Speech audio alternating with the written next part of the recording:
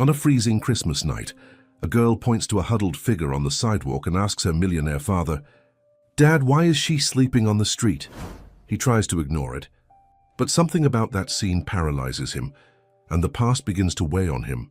As he approaches, he discovers a young woman with a baby in her arms and alarming signs of hypothermia. What begins as an act of compassion reveals secrets capable of changing everything he believed about pain, love, and belonging. The bitter December wind whipped through Manhattan, sending snowflakes dancing beneath the city lights.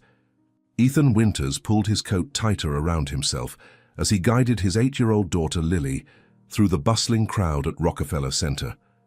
2 years had passed since he'd lost his wife Claire to a sudden illness, but holidays remained a minefield of memories. Still, for Lily's sake, he maintained their traditions. "Daddy, it's so beautiful," Lily exclaimed, her face illuminated by the massive Christmas tree towering above them, a dazzling spectacle of lights against the night sky. Her excitement was the only warmth Ethan had felt in weeks. "It sure is, sweetheart," he replied, forcing enthusiasm into his voice while checking his watch. As CEO of Winters Architectural Design, one of New York's premier firms, he had a mountain of year-end reports waiting on his desk at home. But tonight was for Lily. "Can we walk around a little more, please?" Lily tugged at his sleeve, her bright blue eyes so like her mother's pleading beneath her knitted hat. "Just a little longer," Ethan conceded with a smile that didn't quite reach his eyes. At 37, he had achieved everything he'd professionally dreamed of. The corner office in his own firm, the Central Park West penthouse, financial security that would last generations. Yet the emptiness Claire left behind made his accomplishments feel hollow. They wandered through the plaza, Lily chattering about her Christmas list while snowflakes collected on her eyelashes. The decorations, the music, the families laughing together, it all stabbed at Ethan's heart. 2 years, and the pain remained stubbornly present, merely changing forms rather than diminishing. As they headed toward Fifth Avenue to catch a cab home, Lily suddenly stopped.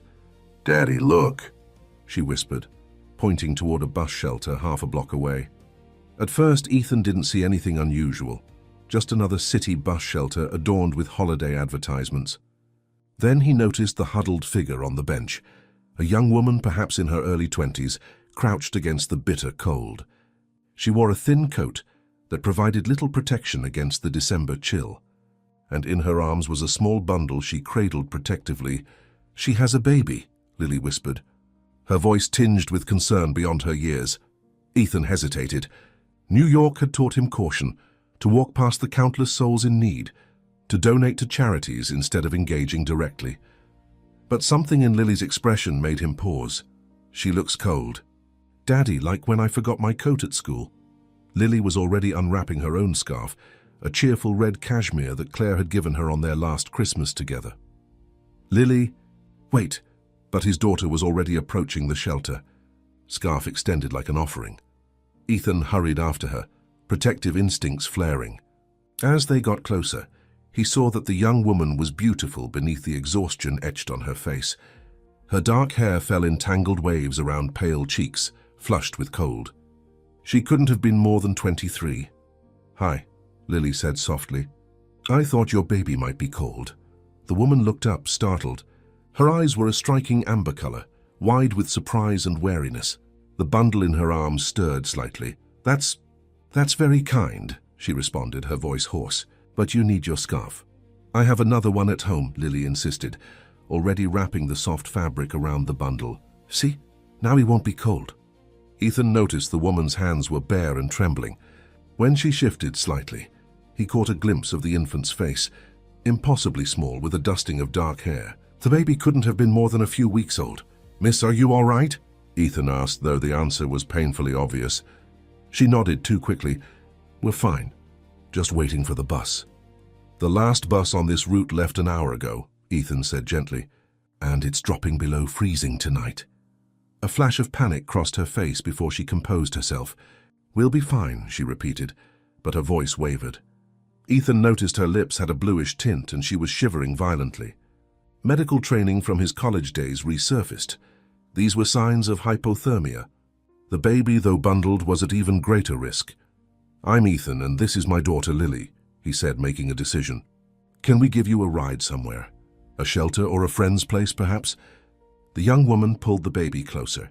I don't need charity, she murmured, though her body betrayed her with another violent shiver. What's your baby's name? Lily asked, seemingly oblivious to the tension. After a pause, the woman answered, Noah, his name is Noah. He looks like a snowflake, Lily declared, all wrapped up and special. A ghost of a smile touched the woman's lips. That's a nice way to think of him.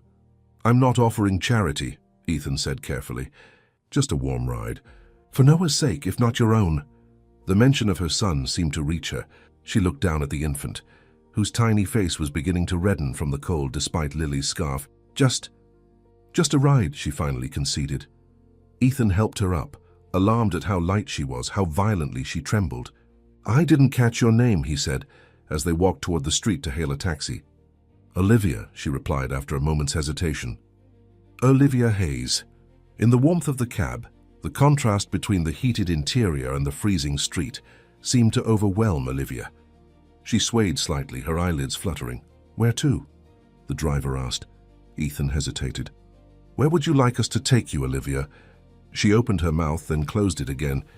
Her eyes were becoming unfocused, a concerning symptom of hypothermia. I don't. There's nowhere. Lily, sensing the woman's distress, placed a small hand on her arm. You can come to our house. Right, Daddy? We have hot chocolate, and the Christmas tree is so pretty. Ethan made a split-second decision that would change all their lives. Central Park West and 72nd, he told the driver, giving his own address. As the taxi pulled away from the curb, Olivia seemed to struggle with the decision, but lacked the energy to protest. Noah stirred in her arms, making tiny sounds of discomfort. May I? Lily asked, gesturing to the baby. After a moment's hesitation, Olivia allowed Lily to gently touch Noah's tiny hand. The baby instantly wrapped his fingers around Lily's index finger. He likes me, Lily exclaimed, delighted. He knows kindness, Olivia whispered, her eyes meeting Ethan's for a brief electric moment. During the ride, Olivia revealed fragments of her story in halting sentences. Once an art student at NYU, she'd been disowned by her conservative family when she decided to keep her baby after her boyfriend abandoned her. She'd been moving between shelters and friends' couches until even those options had run out. The shelters are full for Christmas, she explained softly. We were going to try the bus station tonight.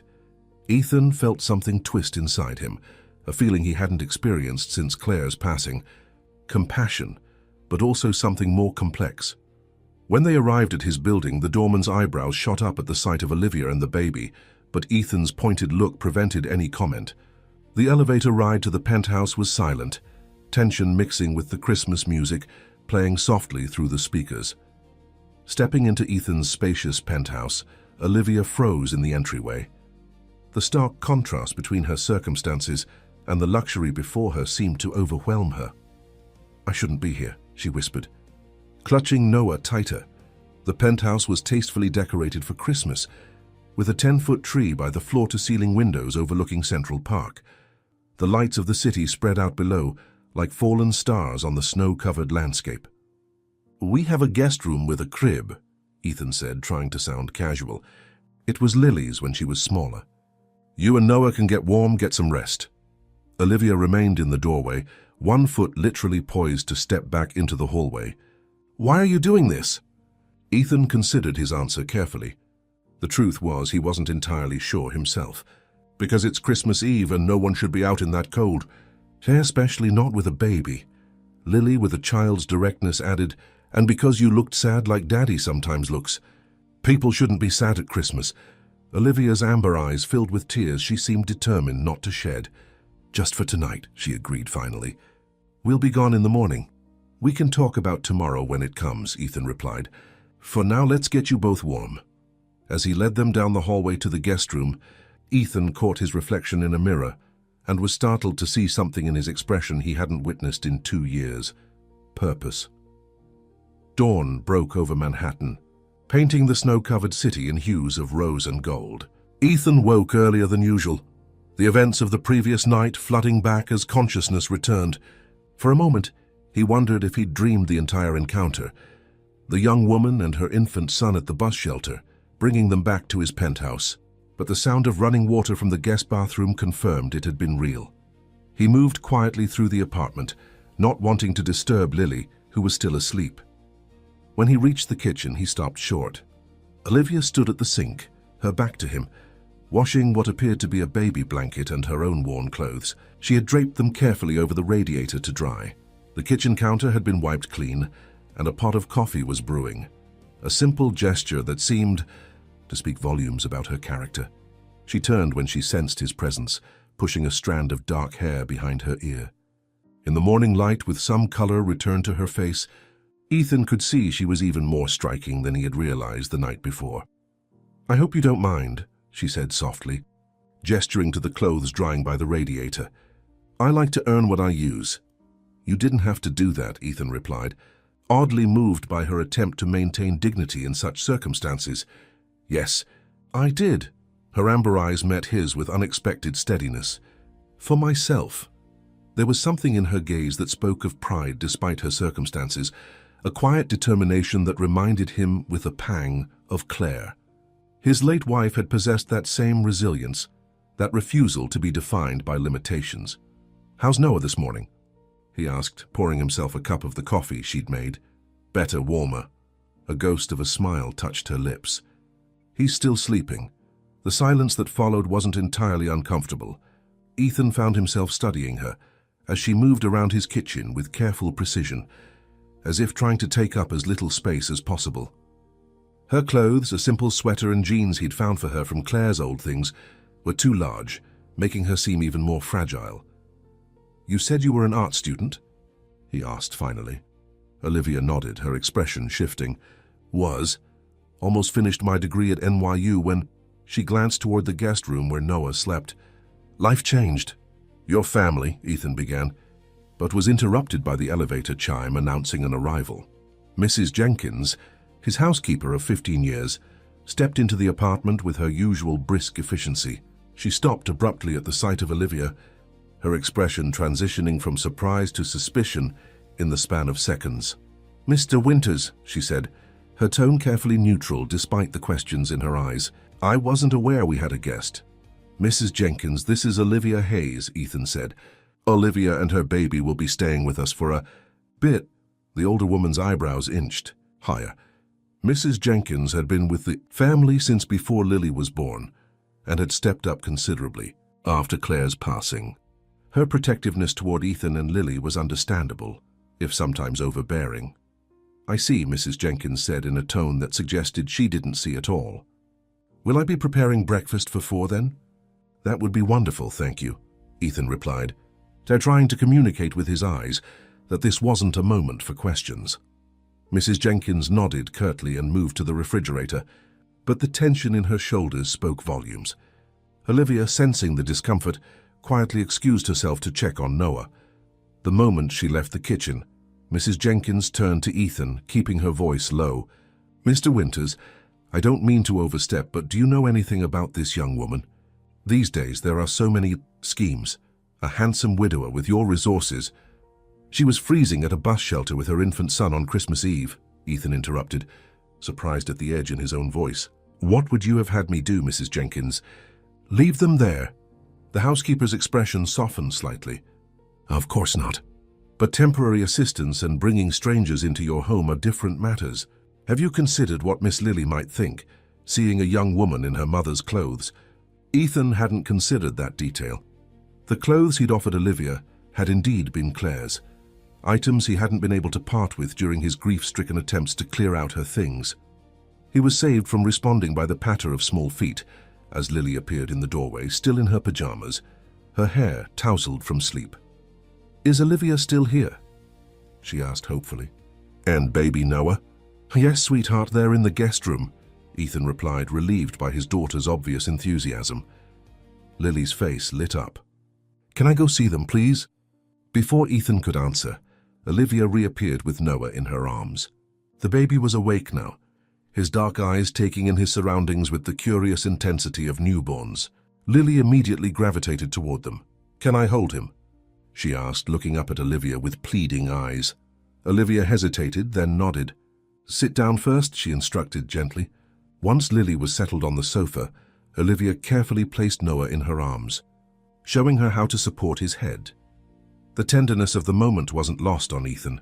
Watching his daughter cradle the infant with such care, something shifted inside him. For 2 years, their home had been a place of quiet grief, of voices lowered and emotions carefully managed. Now suddenly it felt alive again. Mrs. Jenkins observed the scene with a complex expression before returning to breakfast preparations. Ethan could read the concern in her rigid posture, but he appreciated her restraint.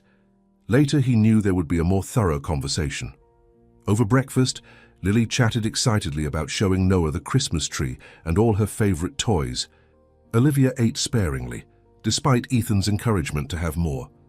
He noticed how her eyes constantly returned to Noah, checking on him even as she engaged in conversation. "What are your plans, Olivia?" Mrs. Jenkins asked finally, her tone carefully casual. The question hung in the air. Olivia set down her fork, her expression closing like a door. "We'll be out of your way after breakfast," she said quietly. "I appreciate the shelter for the night." "No," Lily protested immediately. "You can't go. It's Christmas." Ethan found himself agreeing with his daughter, though for reasons he couldn't fully articulate. "There's no rush," he said. "At least stay through the holidays. The weather's supposed to get worse and the shelters will still be crowded." Olivia looked at him searchingly, as if trying to decipher his motives. Why would you do that for strangers? It was Mrs. Jenkins who surprised them all by answering, "Because Mr. Winters is his father's son," she said with a sigh that suggested both exasperation and affection. "Robert Winters never could turn away someone in need either." Something passed between the housekeeper and Olivia then, a subtle assessment, neither entirely trusting nor entirely antagonistic. Finally, Mrs. Jenkins added, "The guest room has its own thermostat. Babies need consistent warmth." It was as close to approval as they were likely to get, and Ethan felt oddly grateful for it.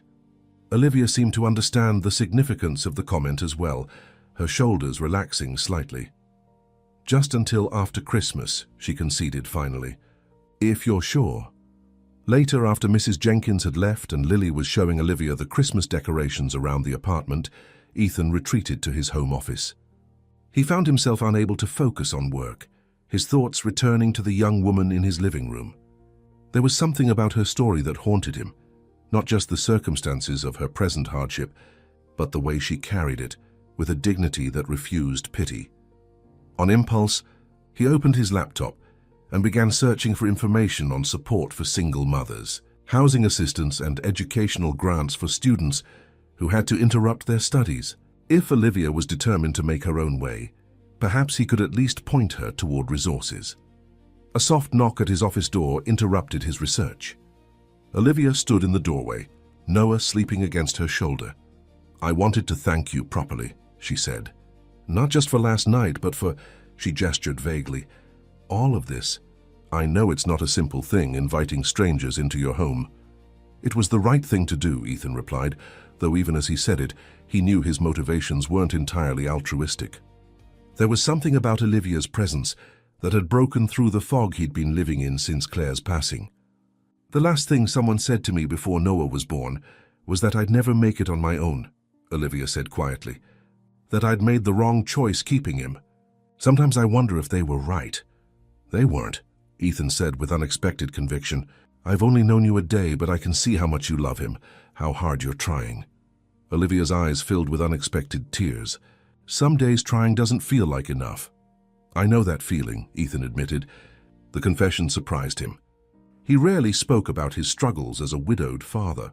Something passed between them then, a recognition perhaps of shared experience despite their vastly different circumstances. Both were navigating waters they hadn't been prepared for, carrying responsibilities that sometimes felt overwhelming. "Daddy," Lily called from the living room. "Come see what Olivia did with the Christmas village."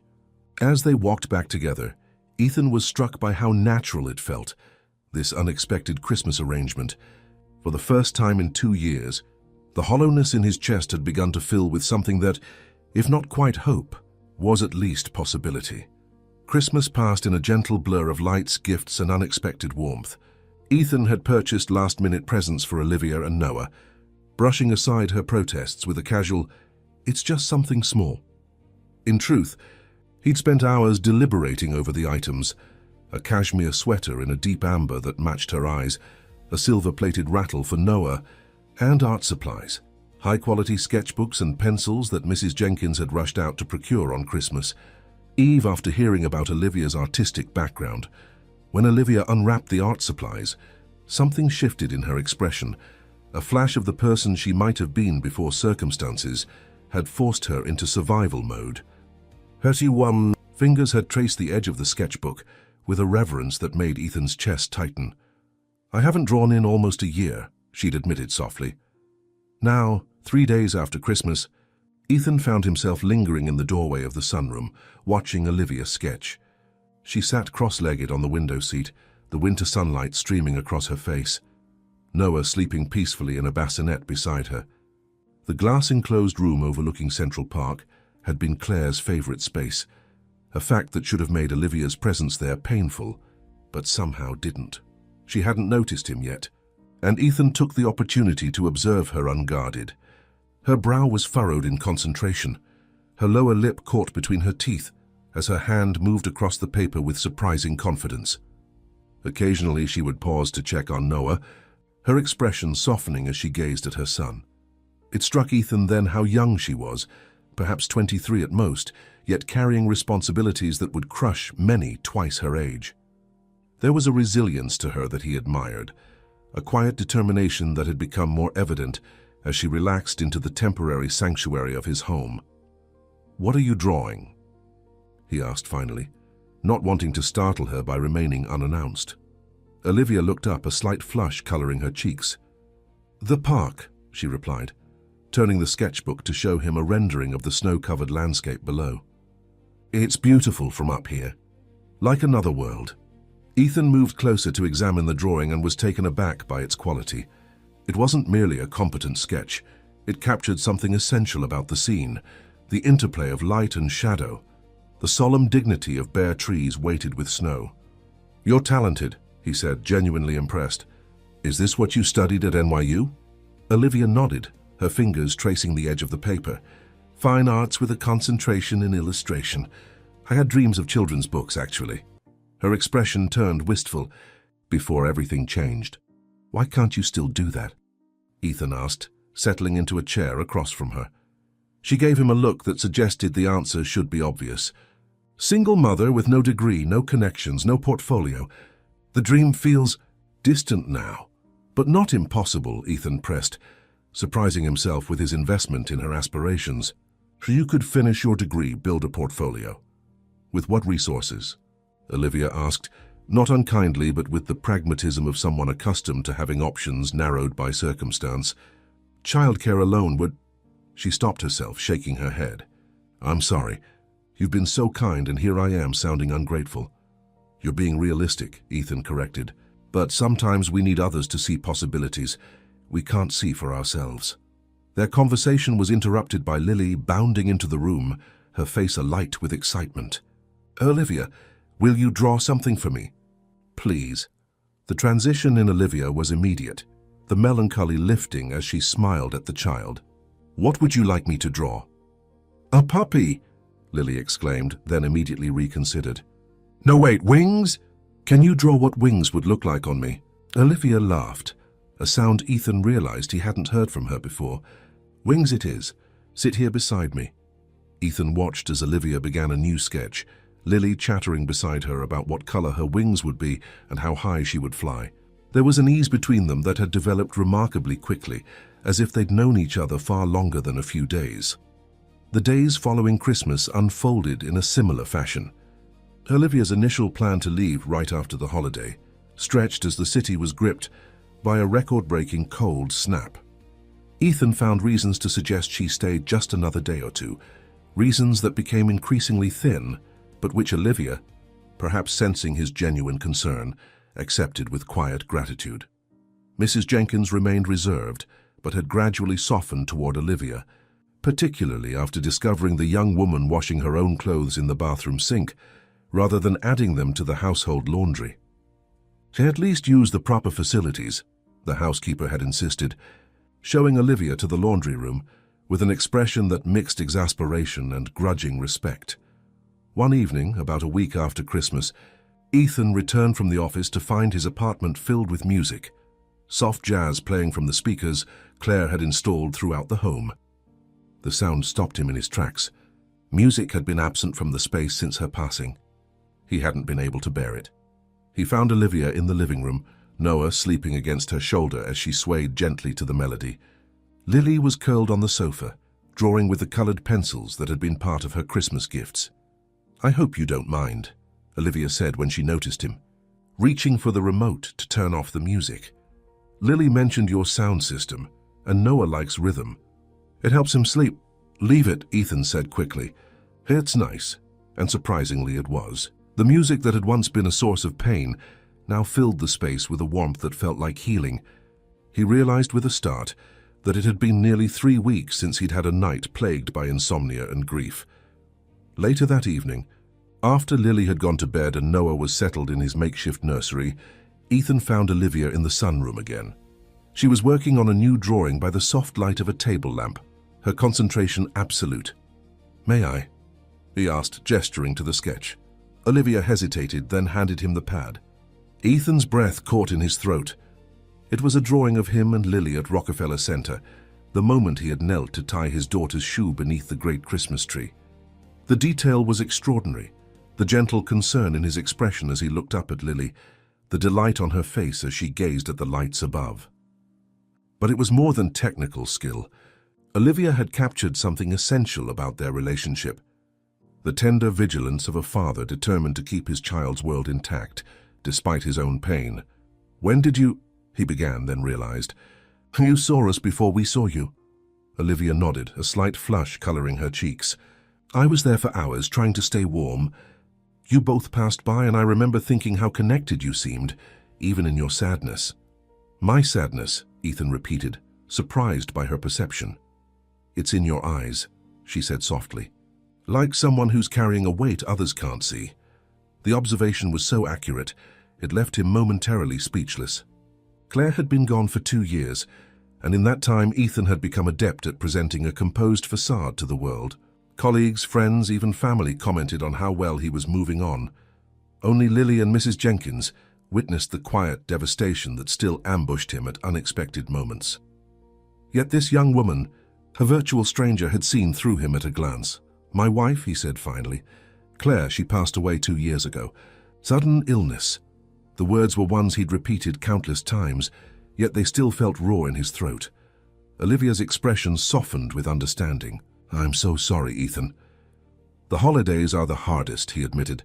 She loved Christmas, the traditions, the decorations. "This year is the first time I've managed the tree and all the trimmings. For Lily's sake." "She would be proud of you," Olivia said with a certainty that caught him off guard. "Anyone can see how much you love your daughter, how hard you're trying to preserve joy for her." The validation from someone who carried her own considerable burdens moved him deeply. "Thank you for the drawing," he said, his voice rougher than he intended. "It's a gift to see ourselves through your eyes." A comfortable silence fell between them, broken only when Noah stirred in his sleep, making the tiny snuffling sounds that Ethan had come to find oddly endearing. "The New Year's Eve charity gala is tomorrow night," Ethan said suddenly, the idea forming even as he spoke. "For the Children's Hospital Foundation. Would you consider coming with me?" "With us," he amended quickly. "Lily loves these events, and Mrs. Jenkins has already offered to watch Noah." Olivia's eyes widened in surprise. "A gala? I don't have anything to wear to something like that." "That's easily solved," Ethan replied. "Consider it thanks for the drawing.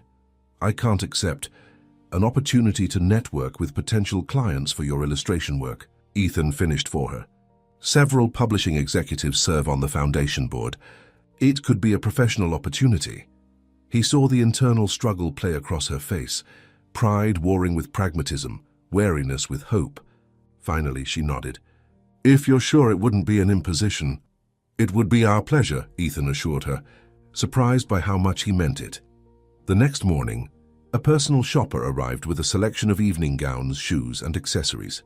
Olivia's protests died on her lips when Lily clapped her hands in delight, insisting on a fashion show in the living room.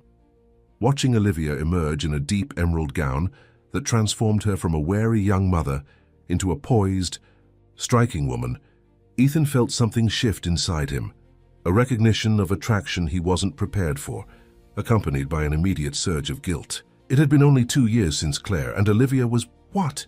A guest? Someone he was helping? The confusion of his feelings made him retreat into careful politeness. If Olivia noticed his sudden reserve, she gave no indication. She selected the simplest of the gowns, a deep blue velvet with a modest neckline and flowing skirt, thanking the shopper with gracious warmth. That evening, as they prepared to leave for the gala, Ethan found himself lingering in the hallway, listening to Olivia's soft voice as she spoke to Noah in the guest room. "Mommy's going to a fancy party," she was saying, her tone light, but with an undercurrent of emotion. "Can you believe it? But I'll be thinking of you every minute, my little snowflake. And tomorrow, we'll start figuring out our next steps. We can't stay in this fairy tale forever." The words sent an unexpected pang through Ethan's chest. He realized with startling clarity that he didn't want them to leave. This young woman and her infant son, who had somehow, in just over a week, become woven into the fabric of his and Lily's lives. The thought was as confusing as it was compelling. When Olivia emerged, Noah cradled against her shoulder. Ethan pretended he'd just arrived in the hallway. "You look beautiful," he said truthfully, offering his arm as Mrs. Jenkins appeared to take the baby. "We'll be just fine," the housekeeper assured Olivia, her earlier skepticism replaced by a gruff tenderness. "You enjoy yourself. God knows you've earned a night out." In the elevator, Lily between them in her party dress, Ethan caught Olivia's reflection in the mirrored wall. She was staring straight ahead, her expression a complex mixture of anticipation and trepidation. He wondered what the evening held for all of them, and why it suddenly felt so significant. The Plaza Hotel glittered with New Year's Eve splendor as Ethan's car pulled up to the entrance. Crystal chandeliers cast a warm glow over the arriving guests, their finery sparkling against the backdrop of evergreen garlands and white roses. Olivia's grip tightened on the small clutch purse Ethan had insisted she borrow from his late wife's collection, an elegant silver piece that matched her shoes. "It's like a movie," she whispered, half to herself. Through the car window, she watched Manhattan's elite ascending the carpeted steps, women in designer gowns on the arms of tuxedoed men. "Are you ready?" Ethan asked, sensing her hesitation. Olivia took a deep breath. "I don't belong here," she admitted. "These people, they'll know." "Know what?" Lily piped up from between them, her face a picture of innocent curiosity in her pink party dress. Olivia smiled down at the child, her expression softening. "That I'm not used to fancy parties, sweetheart." "That's okay," Lily said with 8-year-old certainty. "Daddy says being kind is more important than being fancy." Ethan felt a surge of pride at his daughter's words. "Wise beyond her years," he murmured to Olivia as they exited the car. "And she's right. These events are more performance than substance. Just remember you have something most of these people don't." "What's that?" Olivia asked, adjusting the shawl around her shoulders against the cold. "Genuine talent," he replied, offering his arm. "And perspective." With Lily between them, they ascended the steps to the hotel's grand entrance. Olivia moved with a natural grace that belied her nervousness, her head held high despite the curious glances from other guests. Ethan found himself oddly proud to be escorting her, this young woman who had endured so much yet carried herself with such dignity. The ballroom was a winter wonderland of silver and blue, tables arranged around a central dance floor, where a live orchestra played classical arrangements of holiday music. Champagne flowed freely, and waitstaff circulated with trays of elaborate hors d'oeuvres. Lily's eyes widened at the spectacle, particularly the towering ice sculpture of an angel at the room's center. "Mr. Winters." A silver-haired man in an impeccably tailored tuxedo approached, hand extended. "Wonderful to see you. As this must be Lily, growing more beautiful every year." "Michael," Ethan greeted him warmly. "Lily, you remember Mr. Richardson? He works with Daddy." Lily nodded politely as Michael Richardson, Ethan's closest friend and business partner, bent to shake her hand with exaggerated formality that made her giggle. His gaze then shifted to Olivia, curiosity evident in his expression. "And who is this lovely companion?" he asked. "Olivia Hayes," Ethan said, placing a gentle hand at the small of her back. "Olivia, this is Michael Richardson, my partner at the firm and a board member of the Children's Foundation." "A pleasure," Olivia said, her voice steady despite the flush that had risen to her cheeks. Michael's eyebrows rose slightly, but his smile remained warm. "The pleasure is mine, Ms. Hayes. I don't believe I've seen you at one of our events before." "It's my first," she admitted. "Olivia is an artist," Lily announced proudly. "She draws the most beautiful pictures. She made one of me with wings." Michael's expression shifted from polite interest to genuine curiosity. "Is that so? What medium do you work in?" As Olivia explained her background in illustration, Ethan felt a tap on his shoulder. Turning, he found Victoria Harrington, one of Manhattan's most prominent socialites and a notorious gossip. Her crimson gown showcased both her impeccable taste and her penchant for commanding attention. "Ethan, darling," she purred, air-kissing both his cheeks. "How wonderful to see you out and about. It's been far too long." "Victoria," he greeted her with practiced politeness. "Happy New Year." "And to you." Her gaze slid to Olivia, who was still engaged in conversation with Michael and Lily. "I see you've brought a friend. How delightful." The slight pause spoke volumes. Ethan felt a protective instinct rise within him. "Olivia Hayes," he said firmly. "She's a talented artist with a focus on children's illustration." Victoria's perfectly sculpted eyebrows arched. "Hayes? I don't believe I know the family." "Not everyone in New York comes from a recognizable dynasty," Ethan replied mildly, though there was an edge to his tone that hadn't been there before. Victoria's smile remained fixed, but her eyes narrowed slightly. "Of course not, darling. How democratic of you." She leaned closer, lowering her voice to a confidential murmur. "Though I must say there's something familiar about her. Wasn't she the young woman they found on a bus bench last week? The one with the baby?" Ethan stiffened. "I'm not sure what you're referring to." "Oh, I think you are," Victoria said, her voice honeyed with false concern. "Catherine Morgan's driver spotted you. You know how staff talk." She patted his arm. "It's very charitable of you, Ethan. Very seasonal, though perhaps a bit excessive to bring her here." Before Ethan could respond, Olivia appeared at his side, her expression carefully composed, despite the heightened color in her cheeks that suggested she'd overheard at least part of the exchange. "Mr. Richardson was just telling me about the children's art therapy program the foundation supports," she said, her voice remarkably steady. "It sounds wonderful." Victoria's smile turned predatory. "Ms. Hayes, how lovely to meet you." "Victoria Harrington." She extended a hand adorned with diamonds. "I was just telling Ethan how inspiring it is that he's taken such an interest in community outreach, especially during the holidays." The implication was clear. Olivia was a charity case, not a guest. Something flashed in Olivia's eyes, a brief glimpse of the steel beneath her gentle exterior before she schooled her features into polite neutrality. "The Foundation's work is certainly inspiring," she replied, smoothly sidestepping the bait. "Particularly the opportunities it provides for children to express themselves through art, regardless of their circumstances." Victoria's smile faltered slightly at Olivia's composed response. "Indeed. Well, I should circulate. So many people to greet." She turned to Ethan. "Do find me later, darling. We have so much to catch up on."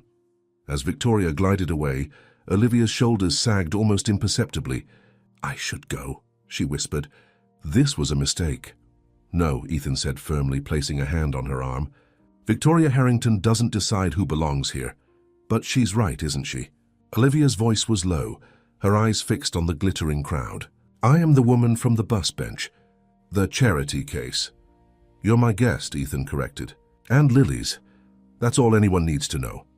Lily, who had been watching the exchange with the solemn attention of a child sensing adult tension, tugged at Olivia's hand.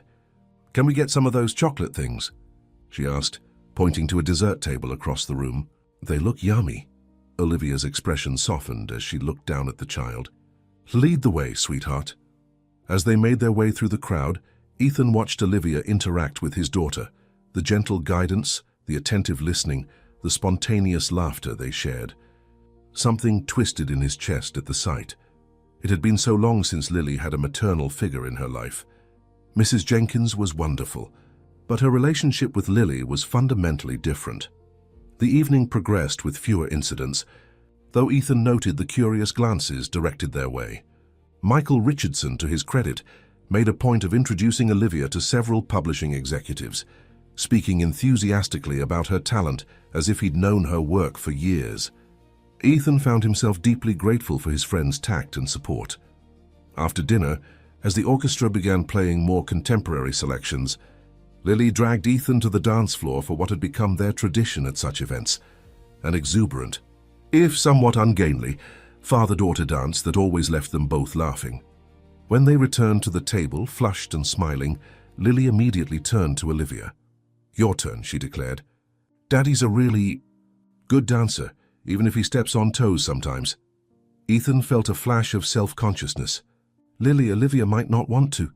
"I'd like that," Olivia interrupted, her amber eyes meeting his with unexpected warmth. "If you would." The simple acceptance in her voice caught him off guard. He extended his hand, leading her to the edge of the dance floor as the orchestra began a slow waltz. Placing his hand at her waist, he was acutely aware of her closeness, the delicate scent of the hotel's complimentary perfume, the slight tremble in her fingers as they rested on his shoulder. "I should warn you," she murmured. "I've never actually danced like this before." "Just follow my lead," Ethan replied, guiding her into the first steps. "It's not so different from the way you were swaying with Noah the other night." Olivia smiled at the memory. "He's the only partner I've had recently, and he's not very technically proficient." Their laughter eased the initial awkwardness, and soon they were moving together with surprising harmony. Ethan was conscious of the eyes upon them, Victoria Harrington and her circle watching with barely concealed interest, but found he cared less than expected. There was something liberating about the moment, about holding this remarkable young woman who had entered his life so unexpectedly. "Thank you," Olivia said softly as they turned. "Not just for tonight, but for everything. You've shown Lily such kindness when we needed it most." "It's been my pleasure," Ethan replied, meaning it more than he'd anticipated. "Having you both with us. It's brought something back to our home, something that was missing." The vulnerability in his admission surprised them both. Olivia's eyes widened slightly, and Ethan felt a momentary panic that he'd overstepped. But then her expression softened, and she squeezed his hand gently in acknowledgement. The music ended too soon, and they returned to the table where Lily waited, her face alight with approval. The remainder of the evening passed in a pleasant blur of conversation and music. Olivia gradually relaxed, even engaging confidently with several of Michael's introductions, exchanging contact information with a children's book editor who seemed genuinely interested in her work. As midnight approached, champagne was distributed for the traditional toast. Even Lily received a flute of sparkling cider, which she held with exaggerated care. The ballroom dimmed as a large screen displayed the countdown from Times Square, the crowd joining in the final seconds. 10, 9, 8. Ethan glanced at Olivia, who was watching the celebration with an expression of wonder, as if witnessing a ritual from another world. 7, 6, 5. Lily bounced excitedly between them, her small hand clasped in Olivia's. 4, 3, 2, 1. "Happy New Year!" The room erupted in cheers and embraces. Without thinking, Ethan leaned down to kiss Lily's cheek, then turned to Olivia. Their eyes met in a moment of hesitation before he gently kissed her cheek as well, a gesture that felt both perfectly natural and startlingly significant. "Happy New Year," he said softly. "Happy New Year," she echoed, her eyes reflecting the shimmering lights above. The spell was broken by Victoria Harrington's voice, slightly too loud, carrying over the nearby celebrations. "Well, isn't that sweet? The architect and his rescue project. I suppose even charity cases deserve a kiss at midnight." Olivia's face flushed, the hurt visible in her eyes before she could mask it. Without a word, she set down her untouched champagne and walked quickly toward the exit. Ethan hesitated only long enough to ensure Lily was safely with Michael before following. He found Olivia outside on the hotel's terrace, arms wrapped around herself against the cold, snow falling gently around her. She looked ethereal in the moonlight, snowflakes catching in her dark hair like stars. "I'm sorry," he said, shrugging out of his tuxedo jacket and draping it over her shoulders. "Victoria is right," Olivia finished for him, her voice tight with emotion. "I don't belong in your world, Ethan. Tonight made that perfectly clear." "That's not true," he insisted, turning her gently to face him. "Victoria Harrington's world is not mine. Not anymore. Not since Claire. The unfinished sentence hung between them. Olivia's expression softened, understanding replacing hurt. You've been very kind to Noah and me. But kindness isn't... It can't be. It's not just kindness, Ethan said quietly, surprising himself with the admission. Having you and Noah with us these past days, it's woken something in me, in our home. Something I thought was gone forever. Olivia looked at him searchingly, snowflakes melting on her eyelashes. What are we doing, Ethan? What is this becoming? It was a question he wasn't prepared to answer. Not fully, not yet. But standing there in the snow, her face upturned to his, Ethan knew with sudden clarity that he wasn't ready for her to leave his life. I don't know, he admitted honestly. But I'd like to find out, if you would. The vulnerability in his voice seemed to reach her. Olivia's expression shifted, fear and hope battling in her amber eyes. People will talk. They already are. Let them, Ethan replied with newfound conviction. You don't owe explanations to Victoria Harrington or anyone else. Neither do I. A ghost of a smile touched Olivia's lips. Is that the official Winters family position? It's mine, he said, reaching tentatively to brush a snowflake from her cheek. And Lily's, I'm certain. The mention of his daughter seemed to center them both, a reminder of the innocence at the heart of their unexpected connection. Olivia leaned slightly into his touch, her eyes closing briefly. We should go back inside, she said finally. Lily will be wondering where we are. Ethan nodded, though part of him wished to prolong this moment, this quiet understanding in the snow, away from judgmental eyes and complicated realities. As they turned to re-enter the hotel, he kept his jacket around her shoulders, his hand resting lightly at the small of her back. It was a simple gesture of support, but it felt like a declaration. To anyone watching, to Olivia, and perhaps most significantly, to himself. January brought a brittle cold to New York City, the holiday warmth fading into the stark reality of winter. Yet inside Ethan's penthouse, something continued to bloom despite the season.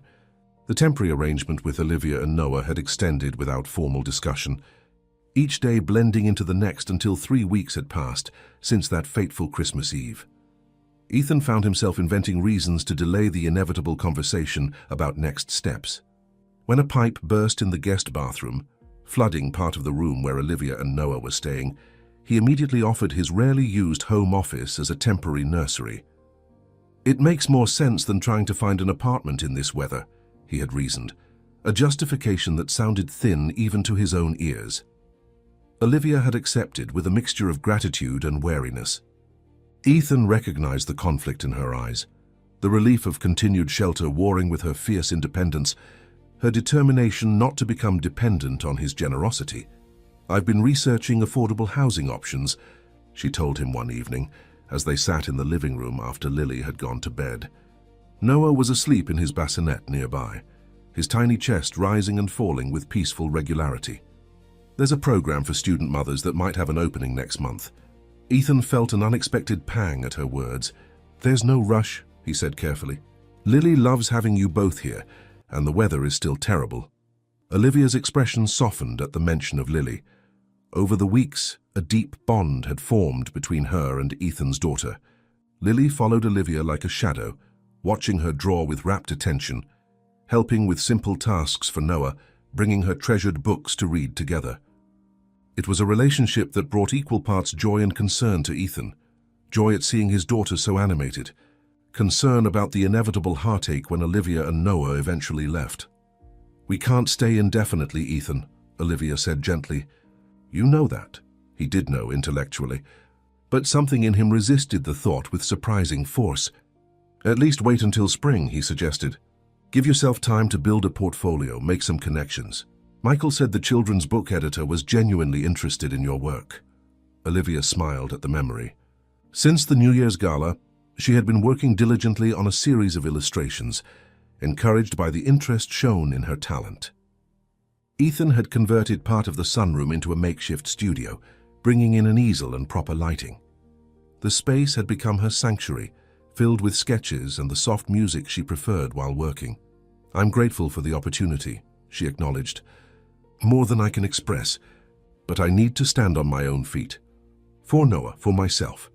The determination in her voice was familiar now, that core of steel, beneath her gentle exterior that had first struck Ethan on Christmas Eve.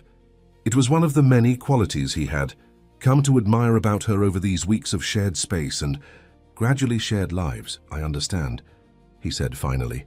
"But know that you're welcome here for as long as you need. Both of you." The following Saturday dawned clear and cold, the sun creating diamonds of the snow in Central Park. Olivia had been working on a commissioned piece for a children's literacy foundation, her first paid work since Noah's birth, secured through one of Michael's connections. The project had energized her and she'd suggested a walk in the park to celebrate its completion.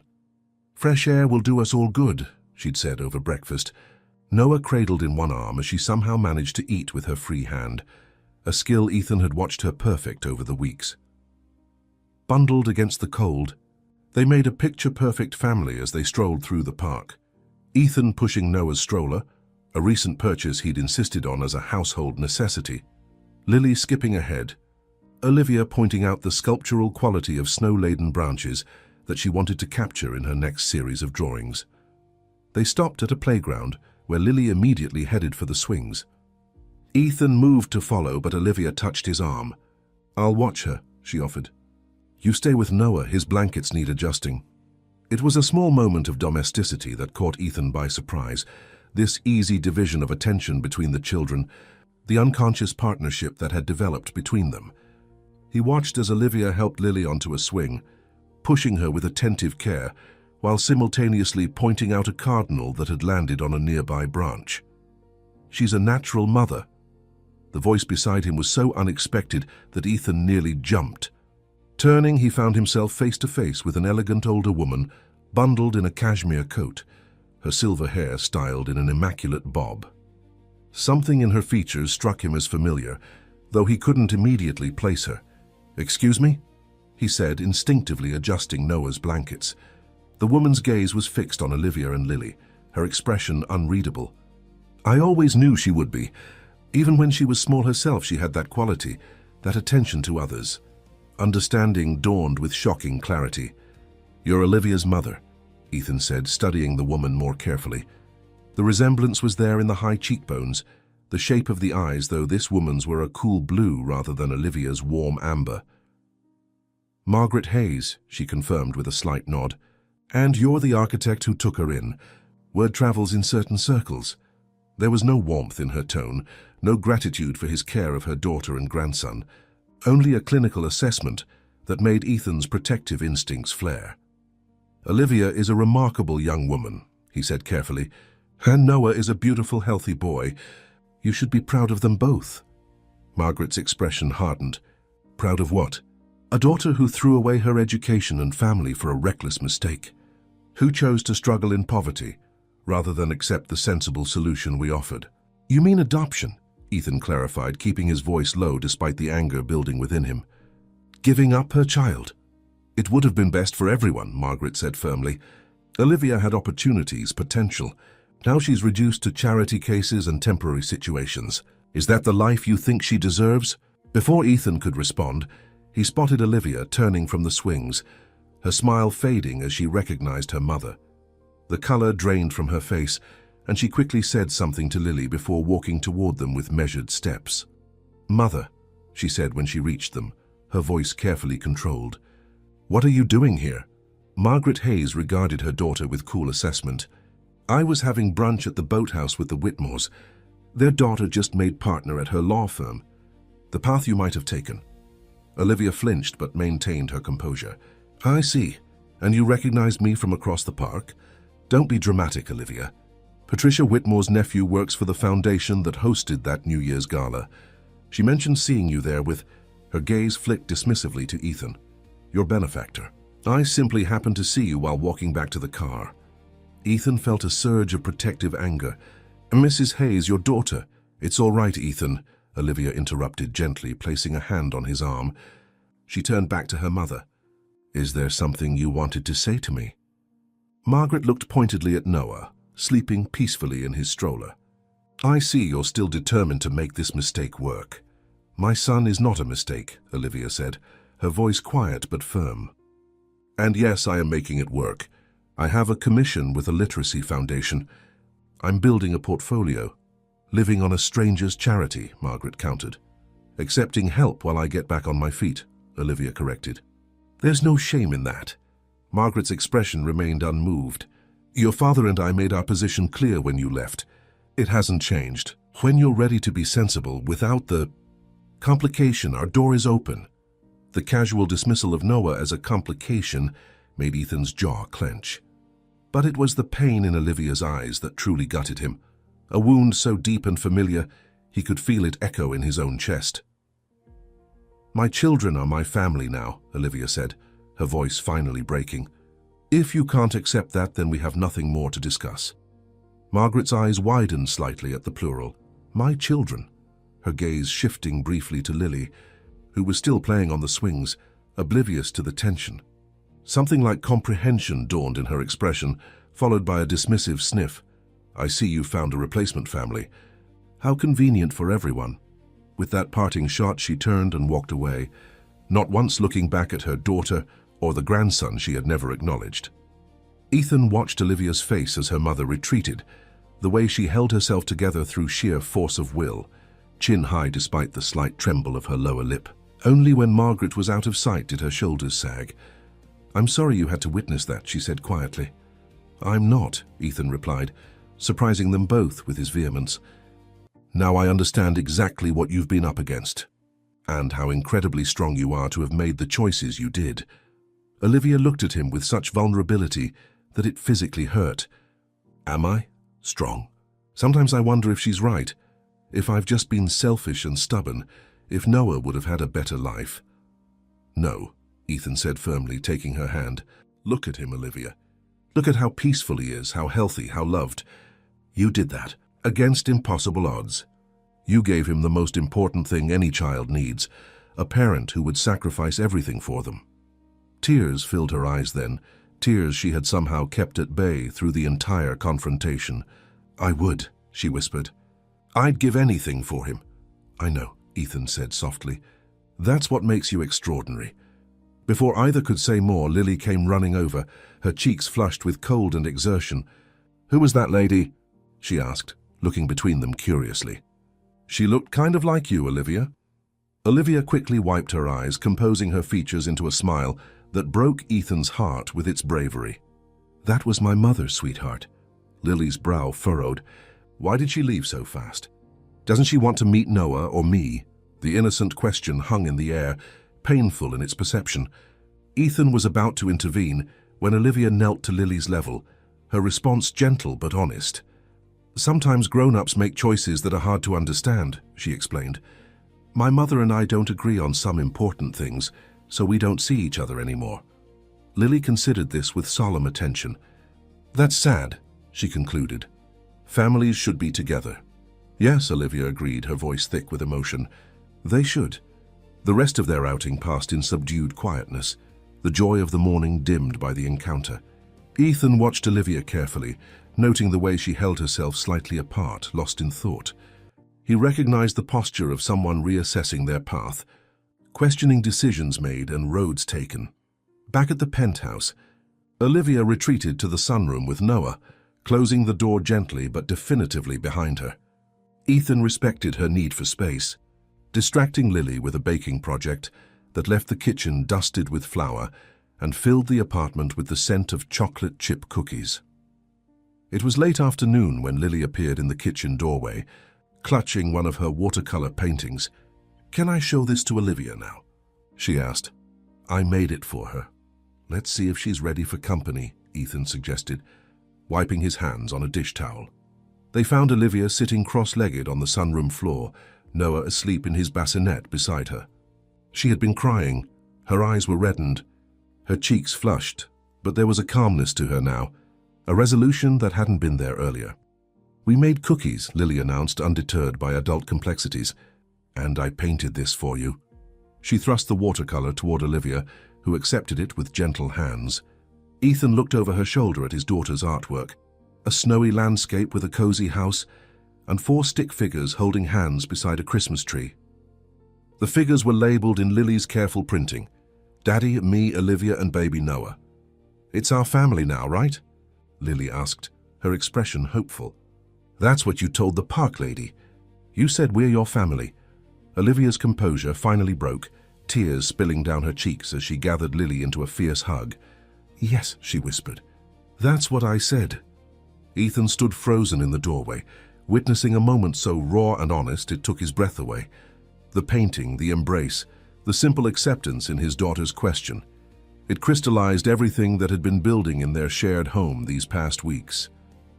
Later, after Lily had gone to bed, Ethan found Olivia in the kitchen, warming a bottle for Noah's evening feeding. He moved beside her, wordlessly taking over the task as she rubbed her tired eyes. I meant what I said to my mother, she said finally, about you and Lily being family to us now. Ethan tested the formula on his wrist, a gesture he'd learned from watching her. I know, he said softly. We feel the same way. But it complicates everything, Olivia continued, voicing the concern that had been evident in her expression all afternoon. If we stay much longer, it will only get harder for all of us when Noah and I eventually leave. The thought sent a physical pain through Ethan's chest. What if you didn't have to leave? He asked, the question emerging before he could fully consider its implications. Olivia looked at him with surprise. What do you mean? I mean, Ethan hesitated, searching for the right words. This arrangement, it's working for all of us. Lily adores you both. You have space to work on your art. Noah is thriving. We can't be your charity case forever, Ethan, Olivia said, though there was no bite to her words. I need to stand on my own. Not charity, Ethan clarified. Partnership. Of whatever kind makes sense. I'm not presuming. He stopped, frustrated by his inability to articulate the complex emotions swirling inside him. I just know that the thought of you both leaving feels wrong. Olivia's eyes softened with understanding. For me too, she admitted quietly. But I've learned the hard way that dependence can become a cage, even when offered with the best intentions. The wisdom in her words struck Ethan deeply. He handed her the warmed bottle, their fingers brushing in the exchange. Then we'll find a balance, he promised. A way for you to have your independence without losing what we've built here. Something shifted in Olivia's expression. Hope tempered with caution, longing with practicality. One day at a time, she suggested. Ethan nodded, accepting the wisdom of her approach. One day at a time. As they stood in the kitchen, the city lights twinkling beyond the windows, Ethan felt a sense of possibility that had been absent from his life for 2 years. Whatever shape their future took, he knew with certainty that Olivia and Noah had become essential parts of it, no longer temporary guests, but integral pieces of a puzzle he hadn't realized was incomplete. February arrived with unforgiving winds and record snowfall that blanketed the city in crystalline white. The weather mirrored the calm that had settled over Ethan's penthouse in the weeks following Olivia's encounter with her mother. They had fallen into a comfortable rhythm, Ethan at his firm during the day, Olivia working on her commissioned illustrations in the sunroom, their evenings spent in the gentle chaos of family dinners and bedtime routines that now included both children. Olivia had secured 2 more small commissions through the connections made at the New Year's Gala. The modest income seemed to restore something crucial to her sense of self, a tangible progress toward the independence she valued so fiercely. She had opened a savings account, carefully setting aside funds toward future housing, while contributing what she could to household expenses, despite Ethan's protests. It matters to me, she'd insisted when he tried to refuse her first contribution, even if it's small. Please understand. He did understand, recognizing in her determination the same pride that had made her wash her clothes in the sink that first morning. It was one of the qualities he most admired about her, that unwavering dignity that refused to be diminished by circumstance. One evening in mid-February, Ethan returned from work to find Lily and Olivia in the kitchen, flour dusting their clothes, and laughter filling the air as they attempted to make heart-shaped cookies for Valentine's Day. Noah was propped in his infant seat on the counter, his dark eyes tracking their movements with the increasing awareness of a 3-month-old. The scene stopped Ethan in the doorway, his briefcase still in hand. It was so achingly domestic, so filled with simple joy, that for a moment he couldn't move, caught between the pain of remembering similar moments with Claire and the unexpected happiness of this new configuration. "Daddy!" Lily exclaimed when she spotted him. "We're making surprise cookies, but now you ruined the surprise." "I'll pretend to be very shocked tomorrow morning," Ethan promised, setting down his briefcase and hanging his coat on a kitchen chair. Olivia wiped her hands on a dish towel, a smudge of flour on her cheek that Ethan found unreasonably endearing. "We got a bit carried away," she admitted, gesturing to the chaos of baking supplies. "I can see that," Ethan replied, fighting the urge to brush the flour from her face. These impulses had been occurring with increasing frequency, small moments of wanting physical connection that he carefully managed. Their arrangement remained purposefully undefined, a delicate balance that neither seemed ready to disturb. Later that night, after the cookies were cooling on racks and the children were asleep, Ethan found Olivia in the living room, curled on the sofa with her sketchbook. Without looking up, she shifted slightly, making space for him in what had become their evening ritual, these quiet hours when they talked about their days, shared concerns about the children, or simply existed in comfortable silence. "Michael called," Ethan said as he settled beside her. "The editor from Brightwood Publishing was impressed with your sample illustrations. They want to discuss a picture book contract." Olivia's head shot up, her eyes wide. "Are you serious?" "Completely," Ethan confirmed, enjoying her reaction. "He wants to set up a meeting next week." Her smile was radiant, transforming her entire face. "Ethan, that's incredible." "You're incredible," he corrected gently. "Your talent is undeniable.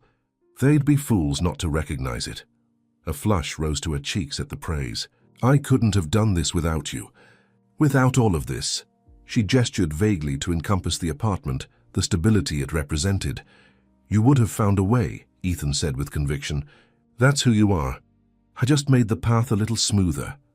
Olivia looked at him for a long moment, something shifting in her expression. "Why did you do it?"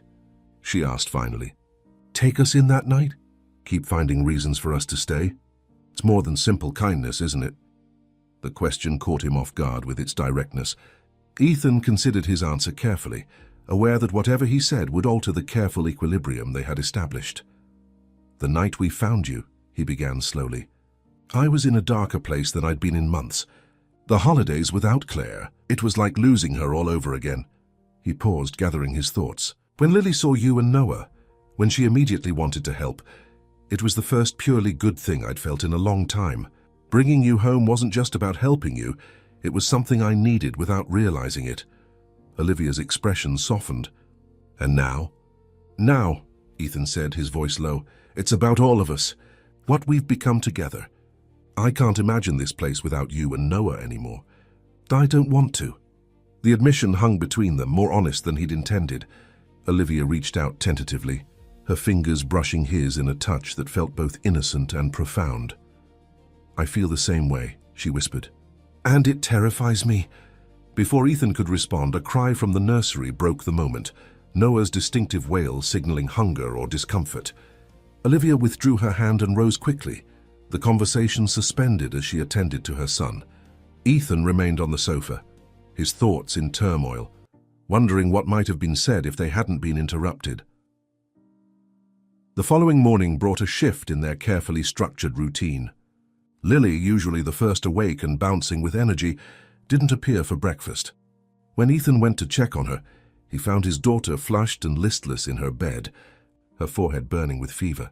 "My throat hurts, Daddy," she whispered, her voice raspy. Concern immediately flooded him. Lily rarely became ill, and the pediatrician had warned about a particularly virulent strain of flu circulating through the city's schools. He called the doctor immediately, then returned to his daughter's side with a cool cloth for her forehead. "Is Olivia making breakfast?" Lily asked, her eyes glassy with fever. "I want Olivia." "She's feeding Noah," Ethan explained, trying to hide his worry. "I'll get her soon." But before he could leave, Olivia appeared in the doorway, concern etched on her face. "Mrs. Jenkins called to say she's running late, and I thought I heard—" Her words trailed off as she took in Lily's condition. Without hesitation, she moved to the bed, her hand gentle on the child's forehead. "Oh, sweetheart, you're burning up." "It hurts," Lily whimpered, leaning into Olivia's touch.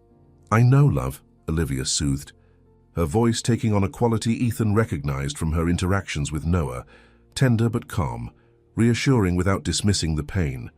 "Let's get you something cool to drink, and then maybe a story while we wait for the doctor. Would you like that?" Lily nodded weakly, her small hand reaching for Olivia's. The trust in the gesture made Ethan's throat tighten. As the day progressed, Lily's condition worsened. The pediatrician diagnosed a severe case of influenza, prescribing rest, fluids, and careful monitoring. By evening, her fever had spiked to concerning levels, and she drifted in and out of fitful sleep, occasionally mumbling incoherently. Ethan sat vigil by her bed, alternating cool compresses and checking her temperature with mechanical precision that barely contained his rising fear. Memories of Claire's sudden illness, the rapid decline, the hospital vigil, the helplessness, threatened to overwhelm him. He was so focused on maintaining his composure that he barely registered Olivia's presence until she placed a gentle hand on his shoulder. "You need to rest," she said softly. "I'll stay with her for a while." Ethan shook his head.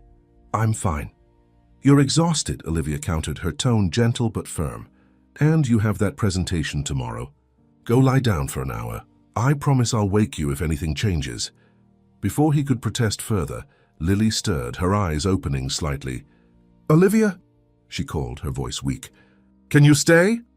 "I'm right here, sweetheart," Olivia assured her, settling on the edge of the bed.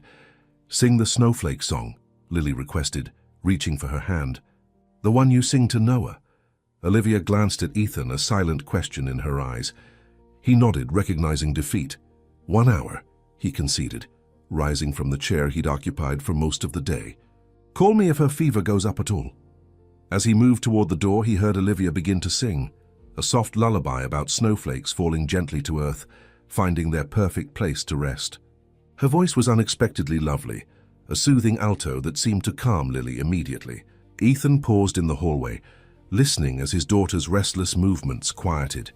He meant to lie down briefly on his bed, but exhaustion claimed him the moment his head touched the pillow. When he woke with a start, the bedroom was dark and the clock showed nearly 3 hours had passed. Panic shot through him as he bolted upright, rushing back to Lily's room. The scene that greeted him stopped him in the doorway. Olivia was curled on the bed beside Lily, one arm protectively around the child. Both were asleep, Lily's breathing deeper and more regular than it had been all day. A quick touch to his daughter's forehead confirmed that her fever had finally broken. Relief washed over him, followed by a wave of emotion so powerful it drove him to the balcony doors. He stepped outside into the cold February night, gulping the winter air as he struggled to process what he was feeling. The image of Olivia holding Lily, the natural way she had comforted his daughter, the absolute trust in Lily's response, it had triggered something profound in him. For the first time since losing Claire, Ethan found himself facing not just grief for what was lost, but hope for what might still be possible. The realization brought unexpected guilt. Was it disloyal to Claire's memory to imagine a future with someone else? To see another woman mothering their daughter? The questions had no easy answers, but as he stood in the cold night air, Ethan felt something shift within him, a permission he hadn't been able to grant himself until now.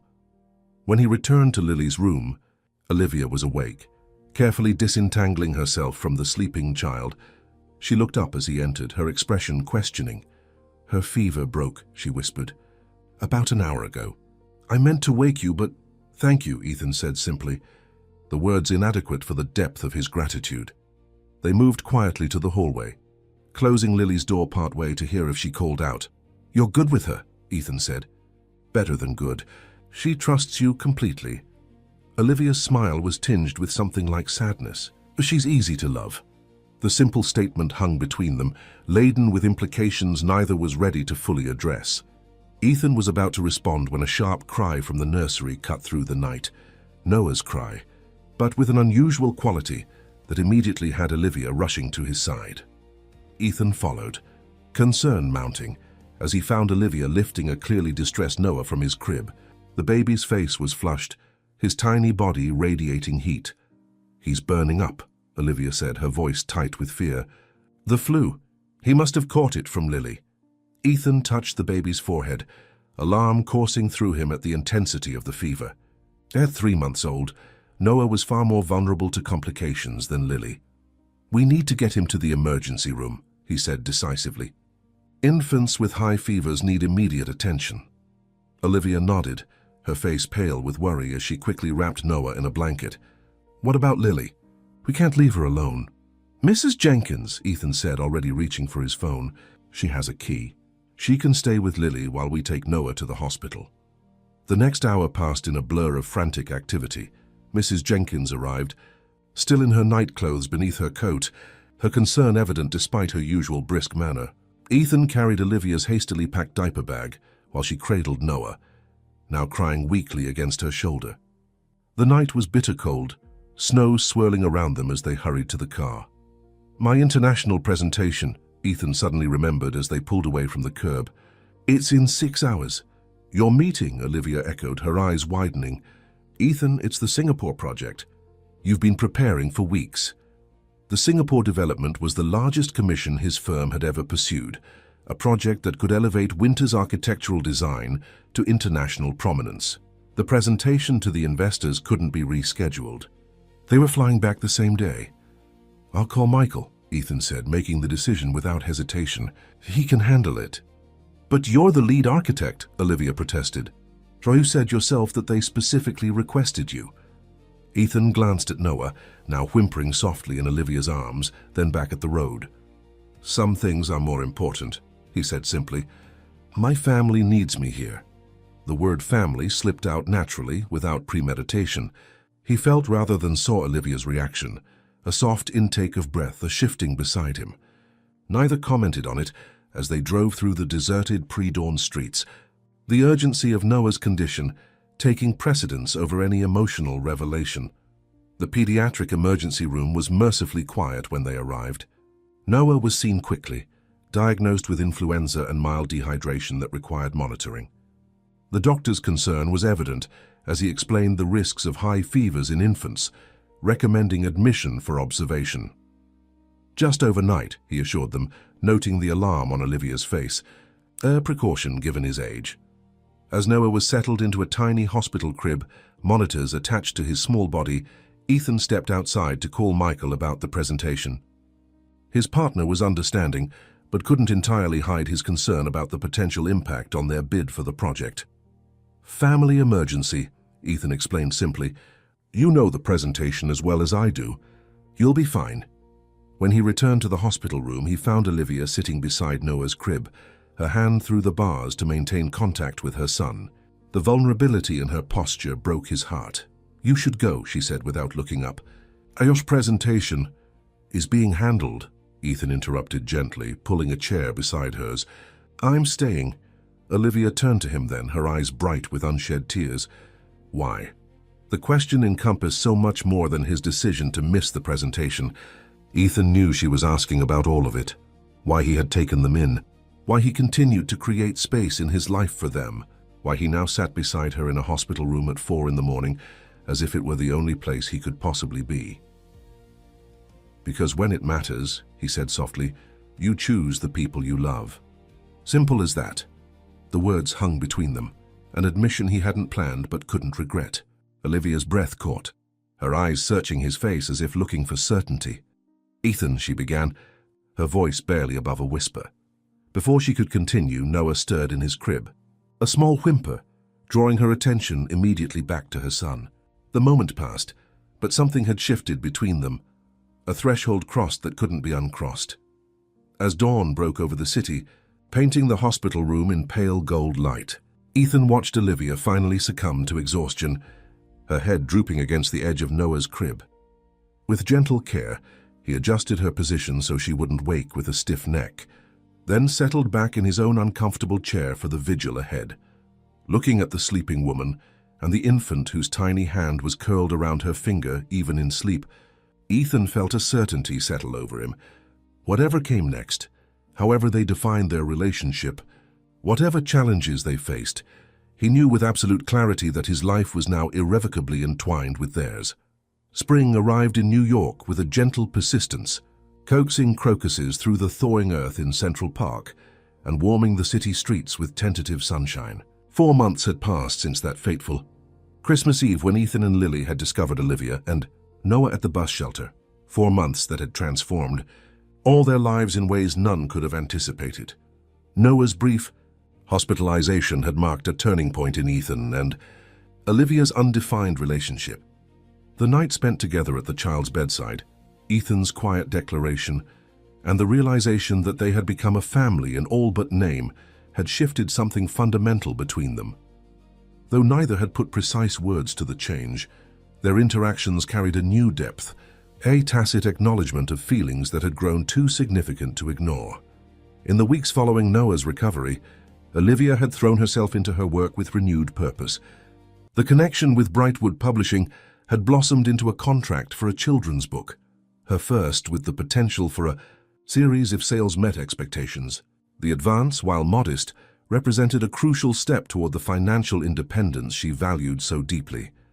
Ethan had watched her progress with a pride that surprised him in its intensity. Her determination, her talent, her unwavering focus on creating security for her son, these qualities had only deepened his admiration for her. Yet he found himself increasingly conflicted about her eventual goal of finding her own place. The thought of the penthouse without Olivia and Noah had become almost unimaginable. Lily had blossomed in their presence, her lingering sadness over Claire's absence gradually giving way to the joy of this new family configuration. Even Mrs. Jenkins had fully embraced them, developing a particular soft spot for Noah, whom she now referred to as our little man with unabashed affection. One evening in early April, Ethan returned home to find the penthouse unusually quiet. A note on the counter in Olivia's elegant handwriting explained that she and Lily had taken Noah to the park to enjoy the spring weather and would return in time for dinner. The unexpected solitude gave him a rare moment to reflect on the changes of the past months. He wandered through the rooms, noticing all the ways Olivia and Noah had become woven into the fabric of his home. Noah's toys, tastefully organized in wicker baskets in the living room, Olivia's art supplies arranged on a desk in the sunroom, family photos that now included all 4 of them, displayed alongside treasured images of Claire. In Lily's room, he found a new drawing pinned to her bulletin board, clearly Olivia's work. It depicted Lily with butterfly wings, soaring above the city skyline, her face alight with joy. The skill was evident, but it was the loving attention to detail that made Ethan's chest tighten with emotion. As he moved through the apartment, a plan began to form in his mind, one he had been considering for weeks but hadn't found the right moment to propose. With sudden decision, he reached for his phone and made a call. "Michael? It's Ethan. I need a favor, and it needs to happen quickly." 3 hours later, as the spring sun began its descent behind the Manhattan skyline, Ethan led a blindfolded Olivia through the streets of Soho, Lily skipping excitedly ahead of them, while Mrs. Jenkins followed with Noah in his stroller. "Ethan, this is ridiculous," Olivia protested, though her laughter belied any real annoyance. "Where are you taking me?" "Just a few more steps," he promised, guiding her carefully around a corner. "Lily, are we ready?" "Ready, Daddy," his daughter confirmed with barely contained excitement. They stopped in front of a storefront with a newly installed awning, its forest green fabric gleaming in the early evening light. Ethan positioned Olivia directly in front of the entrance, then carefully removed her blindfold. For a moment she blinked in the sudden light, confusion evident in her expression as she focused on the storefront before her. Then she read the elegant gold lettering on the awning, Hayes Gallery and Studio, and her hand flew to her mouth. "Ethan," she whispered. "What is this?" "Open the door," he encouraged gently. With trembling fingers, Olivia turned the handle and stepped inside. The space that greeted her was modest but beautifully appointed.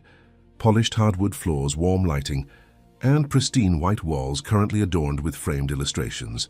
Her illustrations? Professionally mounted and displayed. "I don't understand," she said, turning to Ethan with wide eyes.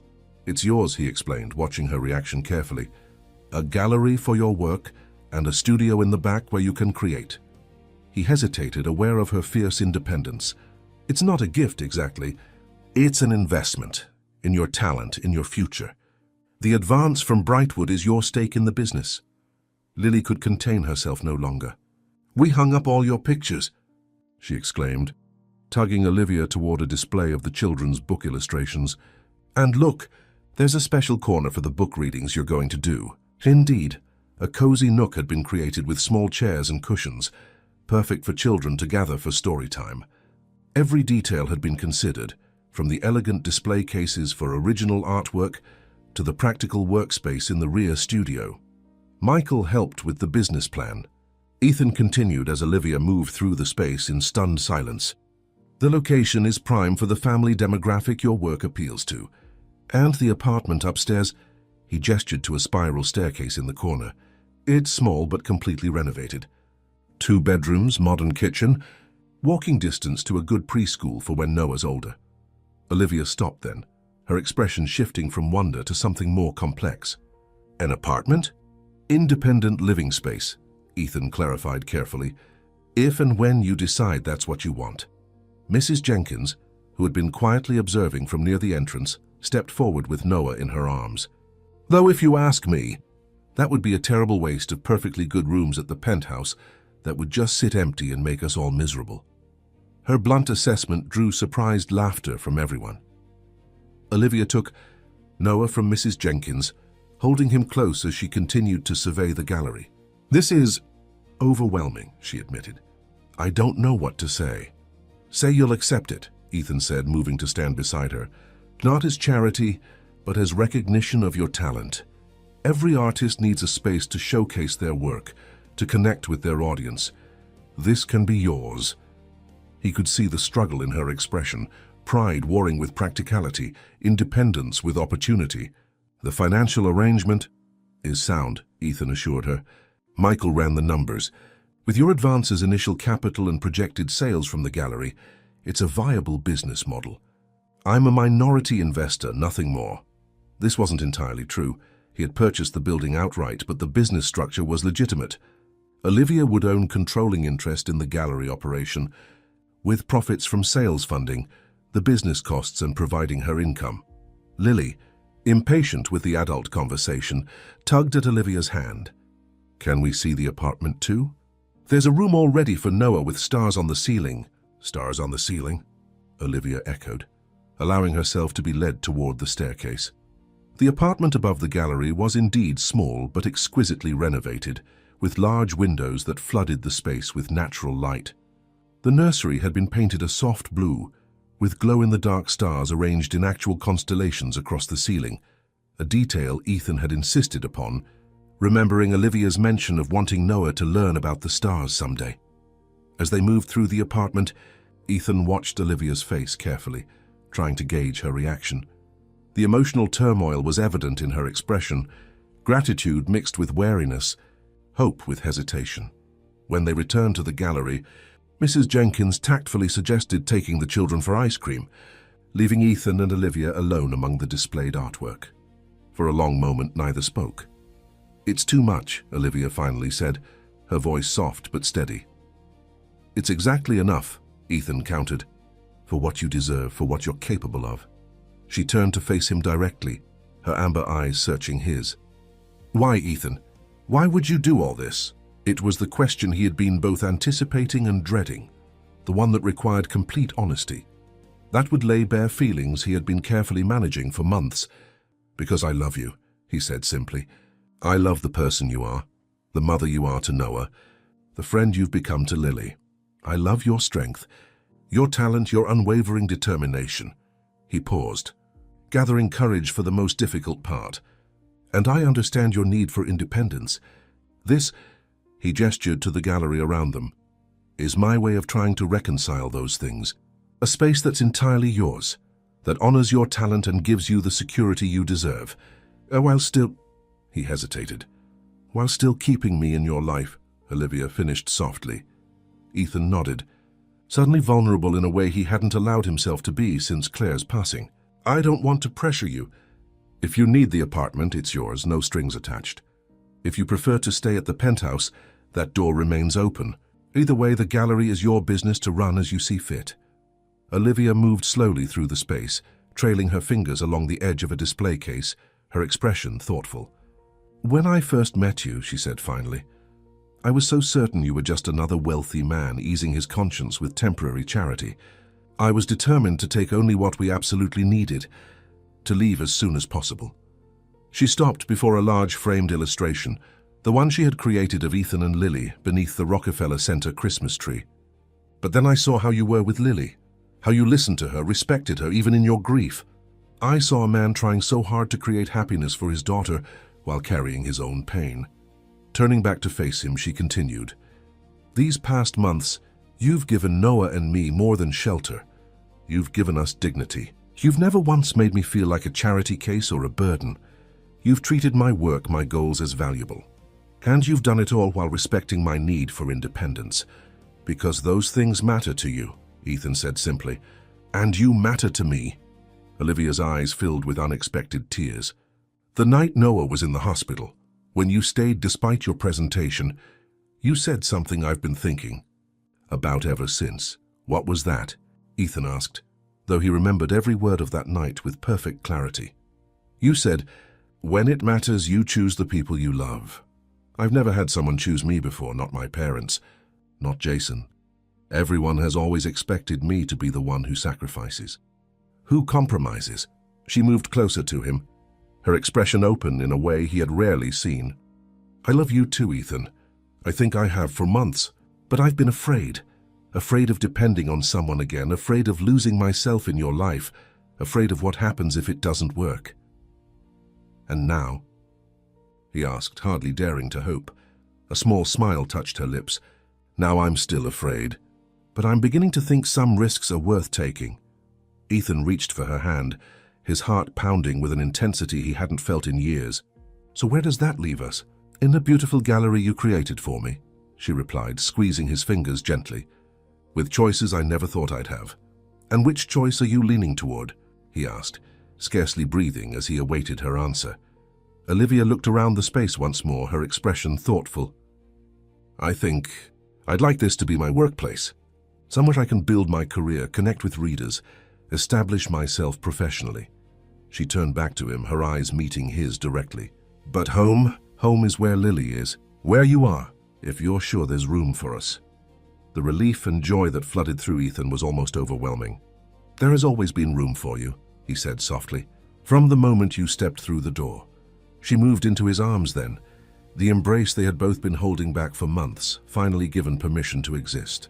Ethan held her close, marveling at how perfectly she fit against him, how right it felt to cross this threshold at last. "What about Lily?" Olivia asked, her voice muffled against his shoulder. "Claire will always be her mother. I would never try to replace her." "Lily adores you," Ethan assured her, "and she has room in her heart for both the mother she lost and the one who came into her life when she needed it most." Olivia drew back slightly to look at him, vulnerability evident in her expression. "And you? Is there room in your heart for both?" The question touched on what had been his greatest internal struggle, the fear that loving Olivia somehow diminished his love for Claire. But in this moment, with Olivia in his arms, Ethan finally understood the truth that had been evolving within him. "Love isn't finite," he said softly. "Claire will always be part of me, part of our family. But loving you doesn't diminish that, it honors it. She wanted me to be happy, to create joy for Lily. You've helped make that possible." Tears spilled down Olivia's cheeks at his words. "Thank you," she whispered, "for seeing me, for giving Noah and me a chance at the family we both needed." Their moment was interrupted by the return of Mrs. Jenkins with the children, Lily's face adorably smeared with chocolate ice cream as she bounded into the gallery. "Did you tell her, Daddy?" "Did you ask?" she demanded, practically vibrating with excitement. Ethan laughed, keeping one arm around Olivia as he faced his daughter. "I was getting to that part, sweetheart." "Ask me what?" Olivia inquired, glancing between them with curiosity. Ethan took a deep breath, then reached into his pocket and withdrew a small velvet box. "This isn't how I planned to do this," he admitted. "I thought maybe after the gallery opening, or somewhere more romantic than a storefront in Soho." Understanding dawned in Olivia's eyes as he opened the box to reveal a ring, not a traditional diamond solitaire, but an elegant emerald surrounded by smaller diamonds in a vintage setting. "It was my grandmother's," Ethan explained. "Claire had her own ring that her parents gave her, so this one has been in safekeeping. When I told Lily what I was considering, She said green was the right color because it matched your eyes when you're happy. Olivia's gaze shifted to Lily, who was watching with undisguised anticipation. "You're okay with this, sweetheart?" she asked softly. Lily nodded enthusiastically. "I asked Santa for a family," she declared. "And he brought you and Noah on Christmas Eve. It just took Daddy a really long time to figure it out." A laugh bubbled up from Olivia's throat. Surprised, joyful, and slightly tearful, Mrs. Jenkins, who was discreetly wiping her own eyes while bouncing Noah on her hip, made a sound suspiciously like a sniff. Ethan knelt on one knee, holding the ring up to Olivia. "I know it hasn't been that long," he acknowledged. "And we can wait as long as you need. But I also know with absolute certainty that you are the person I want to build a future with. You and Noah have brought life back into our home, love back into our lives." He took a steadying breath, suddenly nervous despite the signs that her answer would be favorable. "Olivia Hayes, will you marry me? Will you and Noah officially become part of our family, in every way that matters?" Olivia's eyes shimmered with tears as she looked from Ethan to Lily, then to Noah in Mrs. Jenkins' arms, and finally back to the ring gleaming in the gallery's soft lighting. "Yes," she whispered. Then more firmly, "Yes, we would be honored to be your family." Ethan slipped the ring onto her finger, then rose to embrace her, as Lily cheered and Mrs. Jenkins dabbed at her eyes with a handkerchief. Noah, sensing the excitement, let out a delighted squeal that made them all laugh through their tears. Later that evening, after a celebratory dinner at Ethan's favorite restaurant and bedtime routines for exhausted children, Ethan and Olivia stood together on the penthouse balcony. The spring night was mild, the city lights twinkling beneath them like earthbound stars. "A year ago," Olivia said softly, "I was terrified every day. Terrified of failing Noah, of never finding stability, of making the wrong choices." Ethan wrapped an arm around her shoulders, drawing her close against the slight chill in the air. "And now," she turned to face him, her expression peaceful in the moonlight, "now I understand that family isn't just about blood or obligation. It's about choice. Every day we choose each other." She glanced down at the ring on her finger, then back up at him. "I choose you, Ethan. I choose Lily. I choose this life we're building together." "And I choose you," he replied, kissing her forehead gently. "You and Noah, every day without reservation." As they stood together overlooking the city where their unlikely story had begun, Ethan marveled at the journey that had brought them to this moment.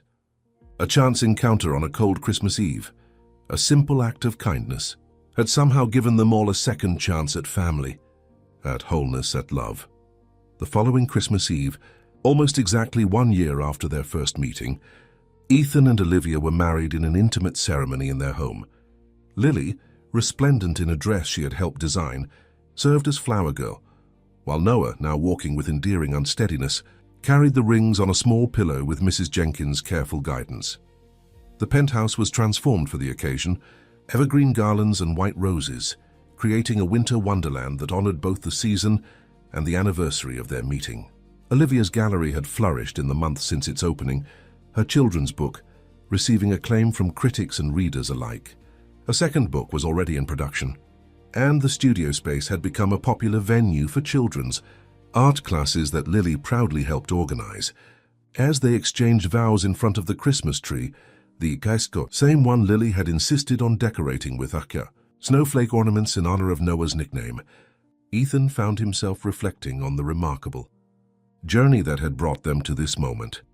"In you," he told Olivia as part of his vows, "I found not just love but courage. The courage to open my heart again, to embrace joy without guilt, to build something new without forgetting what came before." Olivia, radiant in a simple gown of winter white, responded with equal emotion. "You saw me when I was invisible," she said softly. "You offered kindness when it would have been easier to look away. And in doing so, you taught me that accepting help doesn't diminish strength. It multiplies it." After the ceremony, as their small gathering of friends celebrated around them, Ethan found Lily standing by the window, looking out at the snow that had begun to fall over the city. "Happy, sweetheart?" he asked, kneeling beside her. She nodded, her expression thoughtful beyond her years. "Mommy would be happy too," she said with simple certainty. She always told me to look for the helpers when things were scary. Olivia was our helper, and now she's our family. Ethan hugged his daughter close, his heart full beyond measure. That's exactly right, he agreed. Across the room, Olivia caught his eye over Noah's head as she helped the toddler navigate the crowd. The love in her gaze, the sense of belonging that had grown between them,